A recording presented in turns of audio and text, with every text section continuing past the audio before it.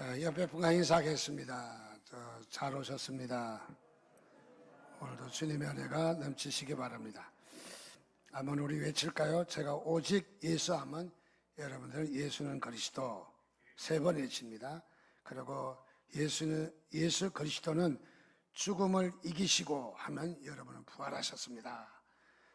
또 예수 그리스도는 원수를 이기시고 하면 승리하셨습니다. 그래서 오직 예수는 그리스도, 예수 그리스도는 죽음에서 부활하셨다.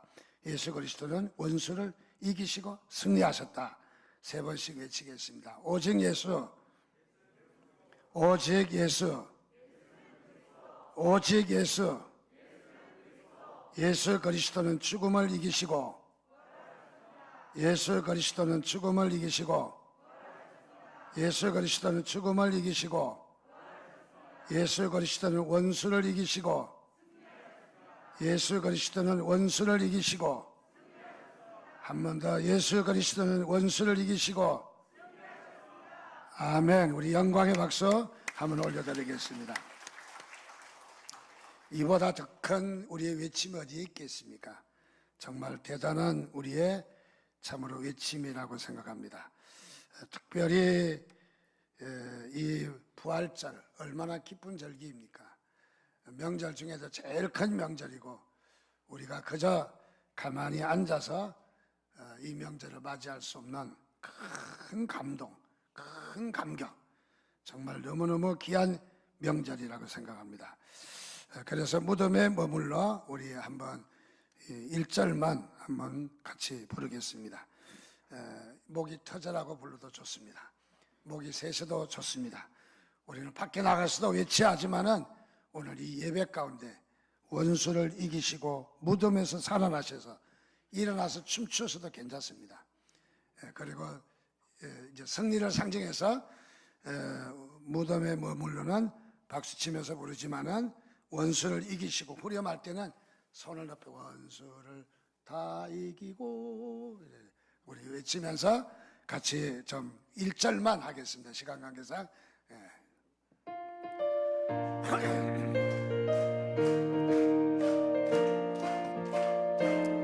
무덤에 머물러 무덤에 머물러 예수 내 구주 새벽 기다렸네.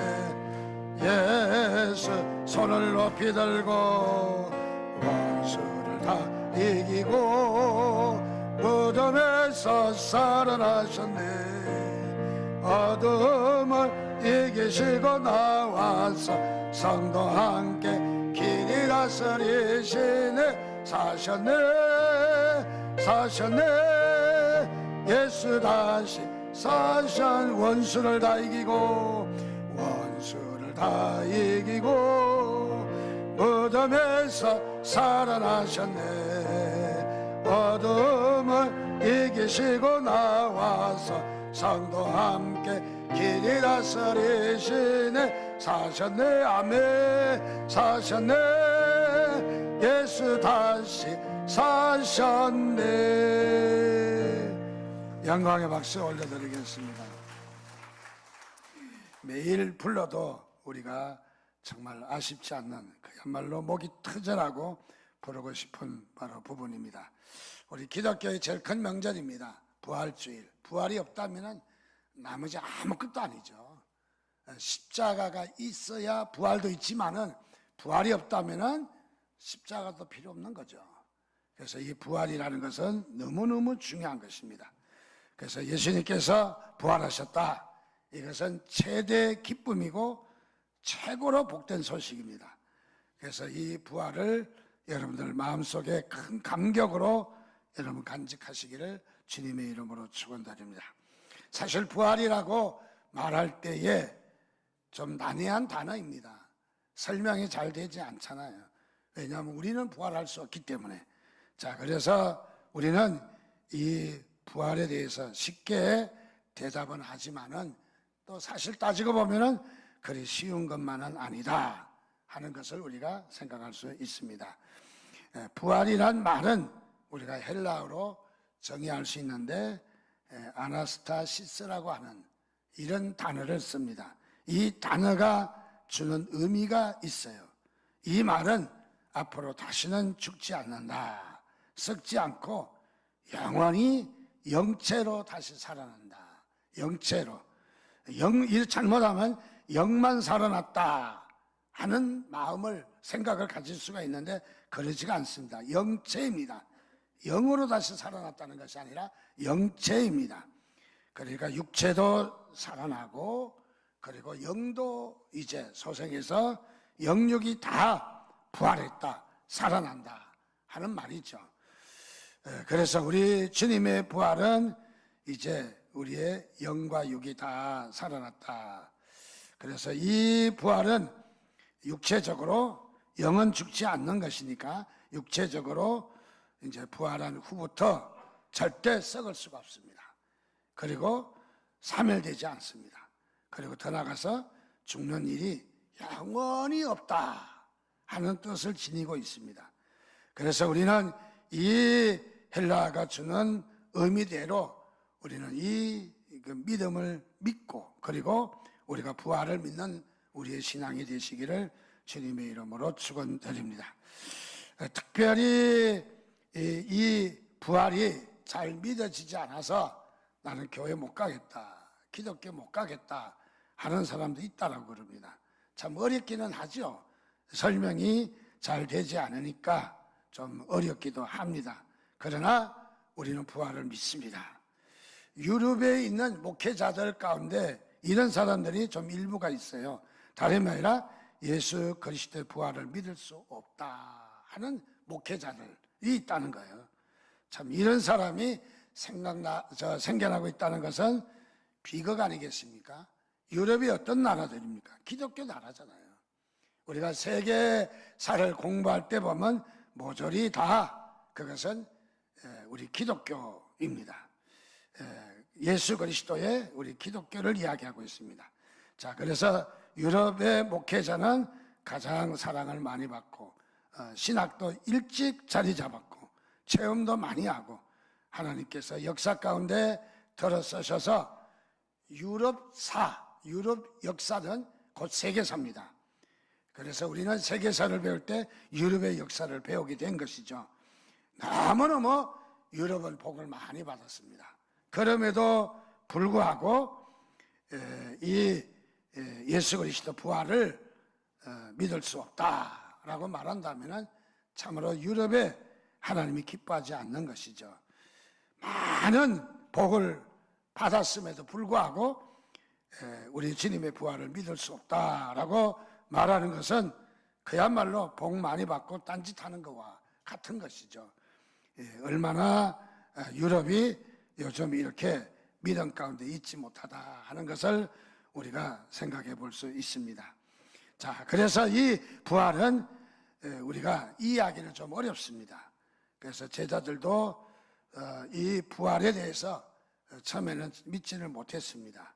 그래서 이 부활을 전하지를 못하고 믿지를 못했습니다. 그러나 이 예수님이 부활하신 것은 그때 당시에 사회적인 사람들이 뭐라고 이야기하느냐면 바로 이 부활은 부활한 것이 아니라 예수님의 시신이 십자가에서 매달려서 기절했다가 시원한 동굴에다가 갖다 놓으니까 시원해서 깨어났다. 그래서 기절설을, 죽으심이 아니라 예수님이 기절했다, 이렇게 억지 같은 소리를 하고 있는 거죠. 또 어떤 사람들은 예수님께서 살아나시지 않았는데 사랑하는 제자들이 시신을 딴 데 옮겨서 도둑질을 하고, 그러고 나서 예수님이 살아났다고 헛소문 팍 퍼졌다. 자기들이 그야말로 정체성이 없어지니까 예수님을 도둑질해서 그렇게 헛소문을 퍼뜨렸다. 이제 그렇게 억지 같은 소리를 하는 거죠. 여러분, 예수를 믿는 사람이 돼야지 예수를 억지같이 기절했다, 도난 맞았다, 이런 억지 같은 억지를 만들어내서는 절대 안 되는 것이죠. 자, 그래서 예수님은 반드시 살아난 것을 믿으시기를 주님의 이름으로 축원드립니다. 주님이 부활하시자 처음으로 목격한 사람은 막달라 마리아입니다. 그리고 막달라 마리아가 주님의 부활을 전하자 제자들조차 믿지 못했던 그들이 확인을 하고, 그리고 제자들도 주님의 부활을 깨닫게 되었습니다. 그래서 이 주님의 부활을 증거하는 제자들이 되었던 것이죠. 요한복음 20장 26절 말씀에 보니까 여대를 지나서 제자들이 다시 집 안에 있을 때에 도마도 함께 있고 문들이 닫혔는데 예수께서 오사 가운데 서서 이르시되 너희에게 평강이 있을지어다 하시고, 그리고 27절에 가서 도마에게 이르시되 내 손가락을 이리 내밀어 내 손을 보고 내 손을 내밀어 내 옆구리를 넣어보라. 그리하여 믿음 없는 자가 되지 말고 믿는 자가 되라. 도마가 의심했어요. 의심 많은 도마라고 하잖아요.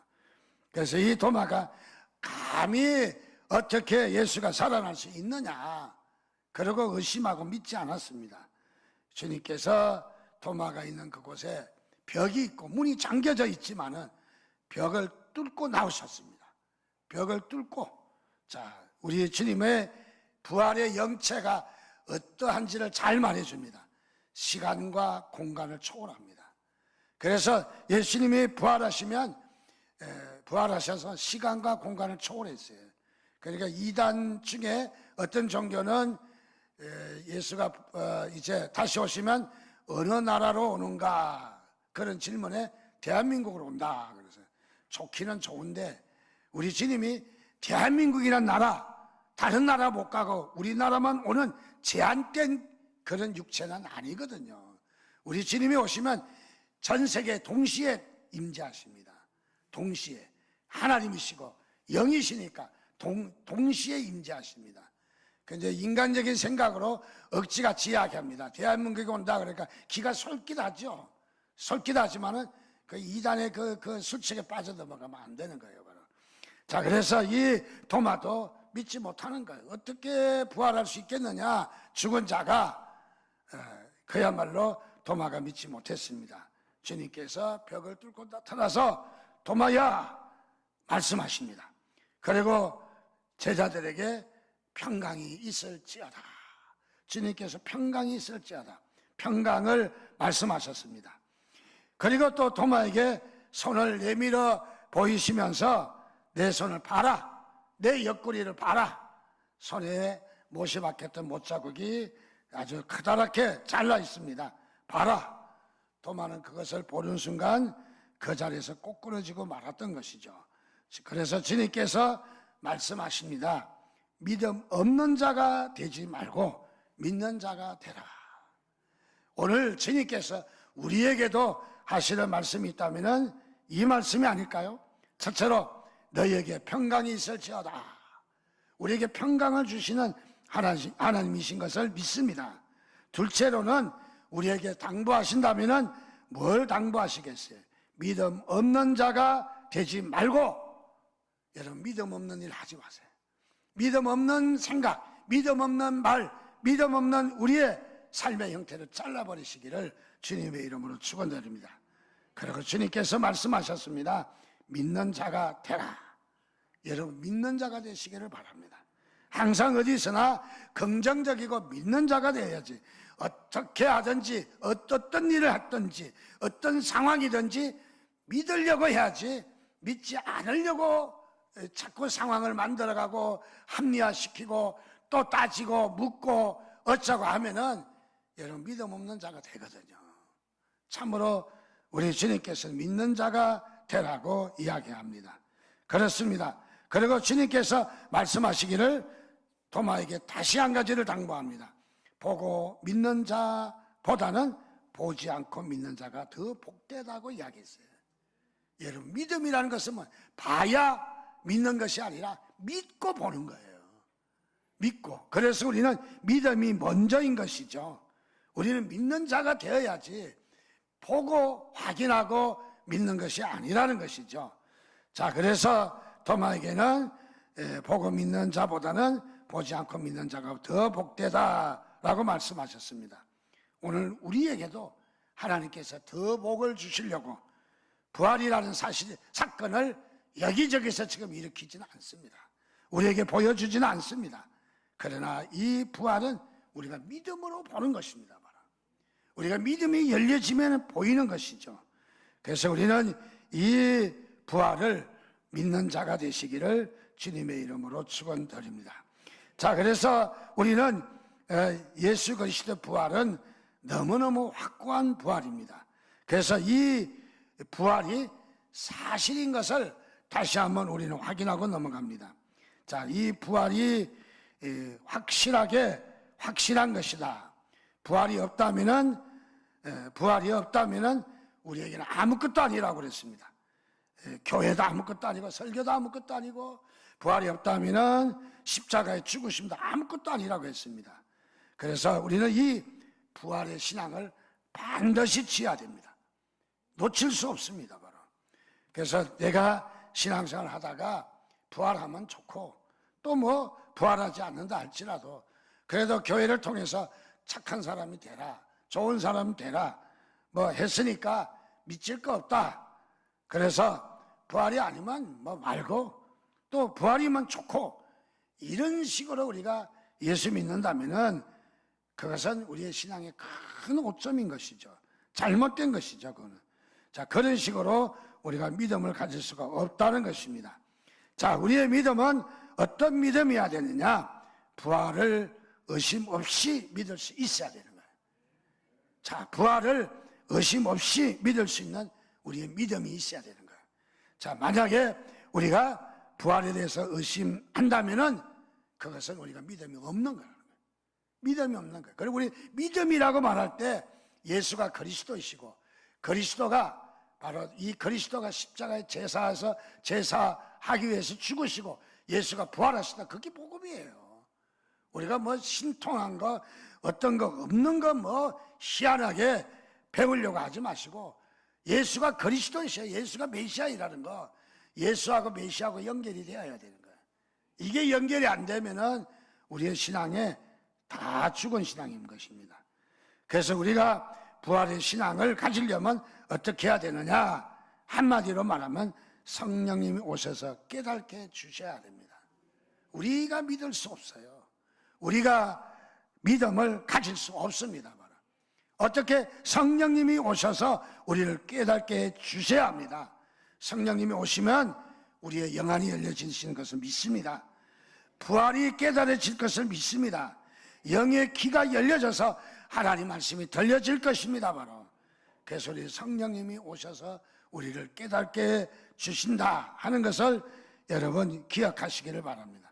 그래서 우리는 이 부활의 신앙, 부활을 믿고 부활을 체험해야 돼요.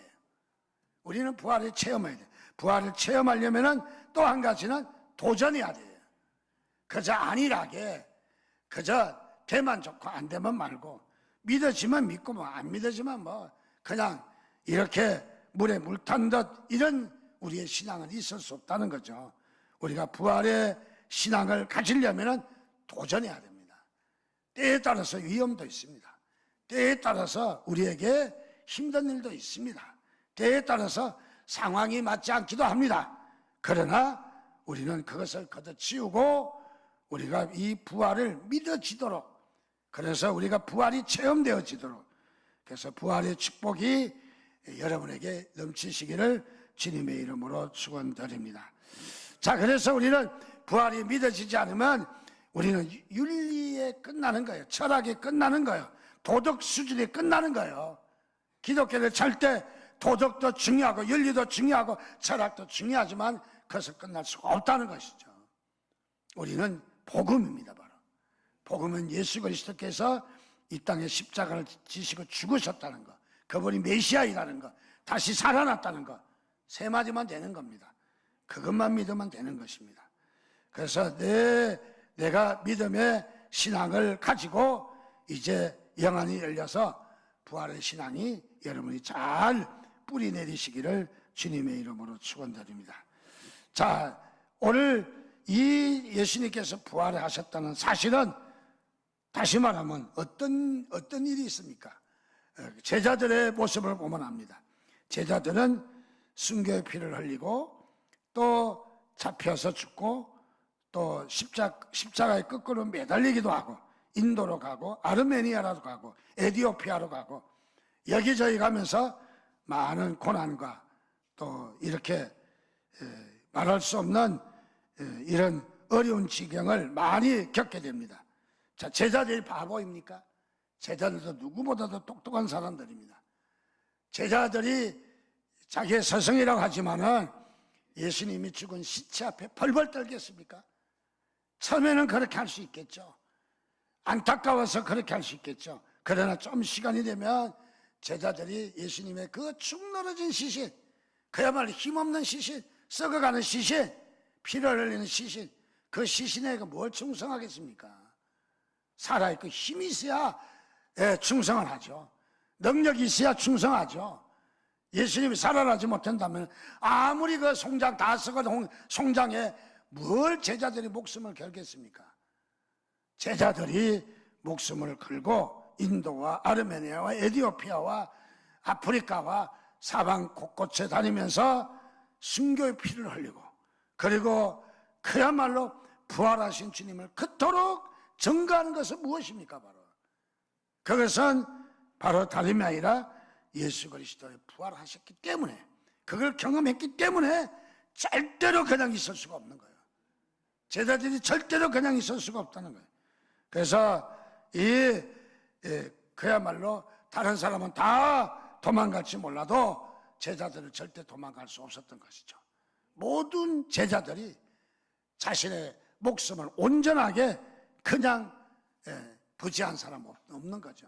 다 이런 참으로 끔찍한 죽음 앞에서 당당하게 설 수 있었던 것은 예수 그리스도의 부활의 신앙을 가졌기 때문에, 또 부활을 목격했기 때문에 주님의 부활이 곧 내 부활이다, 나의 부활이다 하는 것을 그들의 마음속에 딱 자리 잡았다는 거죠.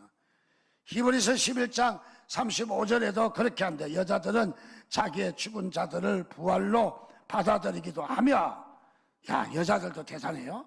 또 어떤 이들은 더 좋은 부활을 얻고자 하여, 부활의 신앙이죠, 심한 고문을 받대. 고문도 받았대. 부활 신앙 때문에 구차히 풀려나기를 원하지 않았다는 거예요. 적당히 타협해서 이 로마 시대 때도 그랬잖아요. 예수를 안 믿는다고 하면은 살 수 있어요. 영광을 누릴 수가 있어요. 그런데 죽어도 자기는 예수 믿어야 되겠다. 처형을 받아도 예수 믿어야 되겠다. 공동묘지 속에 파묻혀서도 예수 믿어야 되겠다. 아주 예수 믿는 일사각오의 신앙, 절대 신앙, 변치 않는 신앙으로 다 무장됐어요. 누가? 여자들도요. 힘없는 여자들도요. 여러분, 남자들은 더 분발하시기를 바랍니다. 그야말로 우리의 신앙이 부활신앙 가져야 될 것입니다. 두 번째로, 이 예수님이 부활하셨다는 것은 내가 부활한다는 말이에요. 그래서 오늘 말씀에도 보면은 예수님이 부활하신 것은 무엇이냐? 잠자는 자들의 첫 열매가 되셨다. 첫 열매는 뭐예요? 계속해서 열매를 딸 수 있다는 말이죠. 열매가 열린다는 것이죠. 열매가 열린다는 것은 그야말로 우리의 부활을 이야기합니다. 주님께서 부활하신 이유가 능력이 많아서 자랑이나 하려고 부활하신 것이 아니라 우리를 부활시키기 위해서 당신이 먼저 부활하신 것이죠. 만약에 거꾸로 이야기해서 우리가 부활할 수 없다면 당신 살아나는 거 별다른 건 아닌 거죠. 자, 그래서 우리를 부활하기 위해서, 우리를 그렇게 부활시키기 위해서 당신이 부활하셨다. 그래서 맏아들이 되시고 잠자는 자들의 첫 열매로서 바로 부활하셨다 하는 것을 말해주고 있습니다. 자, 그렇습니다. 오늘 우리는 이 말씀을 보면서 주님의 부활의 신앙, 이제 부활에 대해서 여러분들이 의심하거나 부활에 대해서 여러분이 믿지 못하는 자가 아니라, 부활을 그냥 우리가 이해하는 정도가 아니라 체험하고 믿음으로 들어서야 되는 거예요. 확고하게. 창세기 1장 1절에 대체 하나님이 천지를 창조하셨다 하는 말씀을 믿는다면은 계시록 22장 20절에 이것들을 정언하신 이가 이르시되 내가 진실로 속히 오리라 하시거늘 아멘. 주 예수의 오시옵소서. 주님이 다시 오실 것을 믿으시기 바랍니다. 그 주님이 여러분의 주님이십니다. 여러분들 멀리하지 아니하실 겁니다. 여러분 항상 동행하십니다. 그분이 살아서 역사하십니다. 오늘도 그 믿음을 가져야 됩니다. 부활의 믿음. 우리는 절대로 놓칠 수 없는 이 부활의 믿음. 그래서 이 부활의 믿음으로 승리하는 사람이 되시기 바랍니다. 이제는 내가 게임에 진 것이 아니라 이미 게임을 이겨놓고 싸우는 거예요. 게임을 이겨놓고. 내세령 선수나 권투 선수, 권투를 우리가 잘 못하잖아요. 그런데 다 결정돼 있어요. 우리가 이겼다고 이미 저게 트로피도 지금 만들어 놓고 이름도 다 올려놨어요. 다 게임만 가서 하면 돼요. 적당하게 좀 피하기도 하고 몇 대 얻어 터지기도 하고 또 때리기도 하고 결과는 승리예요. 하나님이 우리에게 부활의 승리를 주셨습니다. 여러분 예수 믿는데 좀 너무 그렇게 바보처럼 막 힘도 없이 오늘도 교회 가야 되냐 말아야 되냐 힘없는 그런 사람이 아니라 오늘도 승리해. 오늘도 승리해. 죽음을 이기시고 아니 우리 죽었다가 부모들이 잠시만 깨어나도 막 얼마나 흥분하는데 우리를 영원히 우리를 부활시켜 주시는 그 부활의 신앙. 그래서 오늘도 당당하고 승리하는 마음으로 우리 예수 믿으면 승리의 축복이 막 쏟아지는 거죠. 그래서 우리가 이 부활의 신앙이 있기를 주님의 이름으로 축원드립니다. 우리 주신 말씀을 기억하시면서 하나님 그렇습니다. 이 한 시간 우리에게 부활로 축복해 주심을 감사합니다. 우리가 부활의 신앙 가지고 이제는 더 이상 연약해지지 않게 하시고 담당하게 하시고 어디서나 부활로 승리의 신앙들이 이어지게 해달라고 우리 주여 한번 부르짖고 같이 기도하겠습니다. 주여 하나님 은혜를 감사합니다. 크신 은혜로 아버지 함께하여 주심을